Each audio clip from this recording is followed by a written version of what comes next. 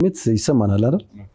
አርጋው ሊሆን ይችላል ያ የተመኘው ነገር ይሰንጥሮ ረመዳን በቃ ጥንቅቅ በየወጣው አትልም ምክንያቱም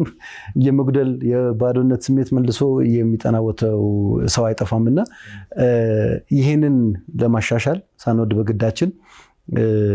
እለት ተለት አፕዴት መቀየር ይፈልጋል ለምሳሌ ሰዎች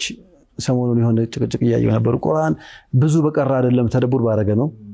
ይላል አይደለም በቃ ተደቡር በከረመዳን ውጪ ባሉት ቀናት አድርግ እሱ አይደለም ቲላዋው ግን ትንሿም ነገር በብዙ ጥፍ የምትባዛበት ጊዜ ስለሆነ እሱን ማድረግ ነው የሚሻለው እንደውም ትልቅ አይማዎች እኮ ተፍሲር ሐለቀት العلم ራሱ ኩይት ያደርጉ ነበር በቃ ሌላ ጊዜ እናደርገዋለን ተብሎ ስለዚህ እቺን እስከ ትንሿን ጠብታ ሳይቀር የመጠቀም